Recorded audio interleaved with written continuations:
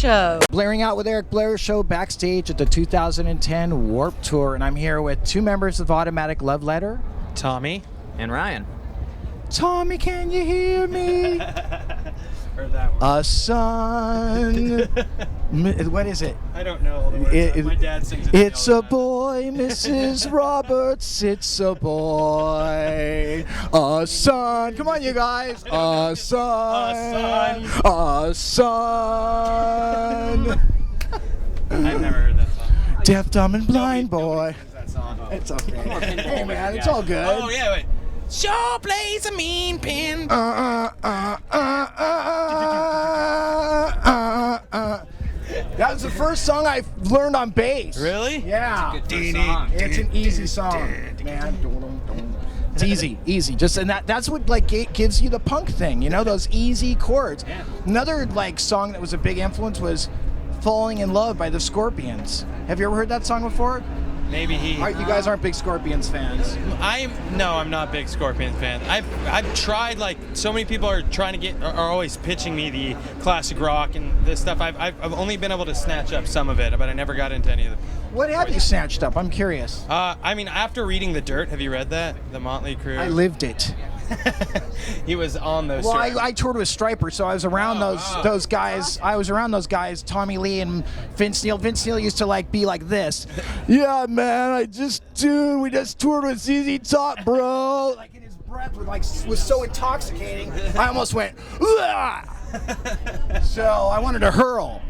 But yeah, no, those guys, that's the real deal, man. But you like Motley Crue. Yeah. You have What's to. your favorite Motley Crue song?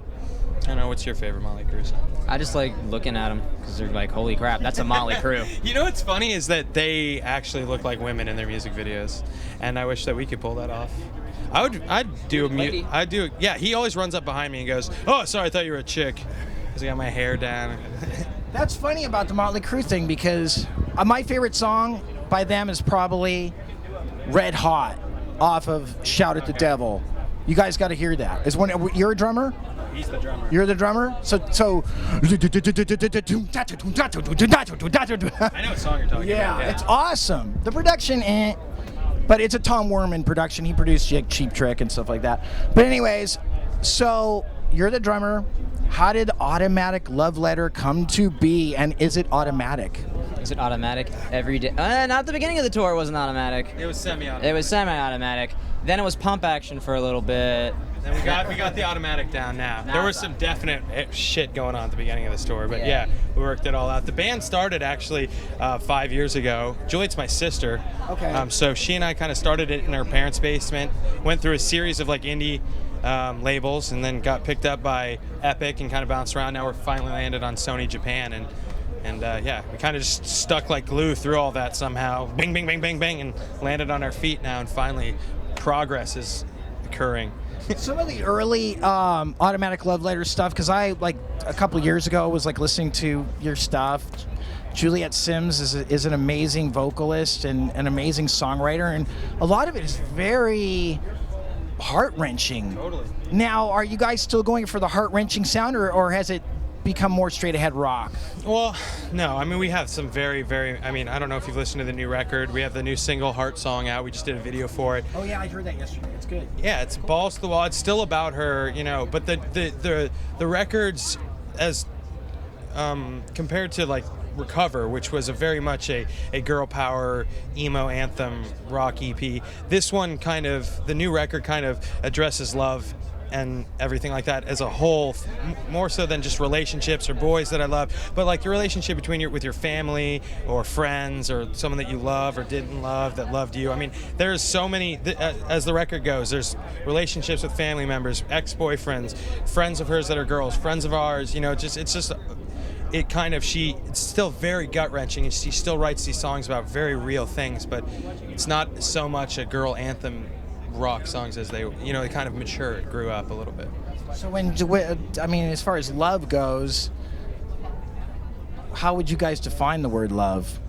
Oh man, I can't do this, Tommy. I would say it is the ability to share and occupy the same space with something or someone.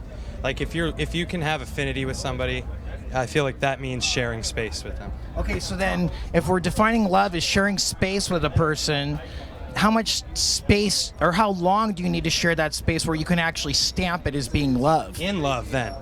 That would be in love, then. Like, I don't know about you, but I can't be close to somebody I don't like. I don't like that. I don't like even... Well, you're next to me. Yeah, man, and I like you. I'm not saying we're in love. We're not intercourse.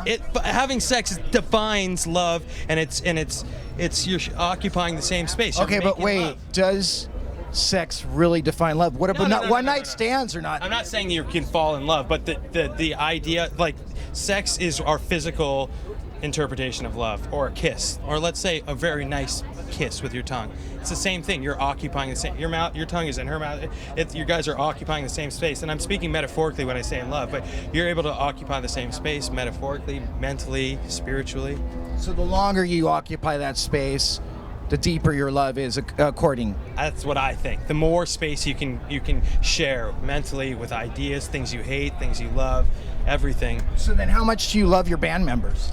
Then Exponential amount of love in our band. you have unconditional love. We would die for any of each other in this band. So are you spiritual? Absolutely, I am. I mean, it's different. For What each is your member. spirituality? I love the idea of soul. I love the idea of not being a body or a brain, and there's something intangible that makes each one of us different, and I just like the idea to think that I'm a spiritual being, and when I die, I'll go do something else. I don't know what. So what about limbo? You don't want to get stuck in limbo. No, man, I don't want to be in limbo. I saw Inception. That I was saw it. terrible. Did you? I do Yeah. not want to be stuck there. No, that is scary. You know what's a trip about that movie? Okay, so did you see it? Yeah. Okay, this is a trip. They're there to do a job. All of a sudden, it's like, hey, guess what? We may never come back. We're all gonna get stuck. At that point, if you were one of the guys in the job, wouldn't you be like, fuck, man, I'm freaking out right now. I'm having a panic attack. And they're all like, okay, it's cool. Let's just get on with our job. So it's am I like, being here no. for 10 years, Sorry, you're saying? get out the Prozac now. You know what I'm You saying? conjure up some Prozac. Yeah. Use your imagination. What's You're her doing name? great, Juno? right? Yeah, Juno. Come on. Give me Juno. conjure some Prozac. Yeah, it's like, come on, I would freak out. I'd be like, dude, if I make one mistake, I'm stuck in limbo for eternity. Forever. Or if I don't make a mistake, I could possibly be here for 10 years. That was the other part of it. We're either going to be here for 10 years or you're going to die and be stuck in nothing land forever. And then if you wake up, your brain's going to be jello. That was exactly what they said. And you know what? Let's just pull the plug if that happens. Dunzo. So now, what if I'm asking a lot of the bands about this today? What have been the highlights of the Warped Tour for you guys so far? Seeing a whole bunch of new bands I'd never heard of and just being completely blown away by them. There's so many good bands on this tour, and that's really what it's all about, right? Seeing the bands, it's all about the music. Like Closure in Moscow, Fake Problems. What about you? Oh, God. Andrew WK. I mean, not to mention just seeing the bands, but the relationships that we've... Yes. It's not just seeing them, but also hanging out with them, Such befriending great them. lifelong friends. Like all of the guys in Andrew WK, all of the guys in like the bands that we just mentioned, Fake Problems, Versa Emerge. Like these are all we have like a family of friends out here now, which is beautiful. Being the fact that you are Juliet Simms' brother, when does the protective mechanism kick in where you're like, It's never get off. the hell away from her? It never turns off, but I've just learned how to dial it down and maneuver it rightly and not say the wrong thing. And she's a hard ass though, man. She needs way less protection than you'd ever think though. Does she know Kung Fu? She doesn't know Kung Fu. She knows how to just Juliet chop you. Judo chop. Juju chop. So she hasn't taken martial arts. No, but it's not. There's every guy on this tour looks at Juliet in some sort of like younger sister kind of way. Like she's very protected. That's what you think. Go on.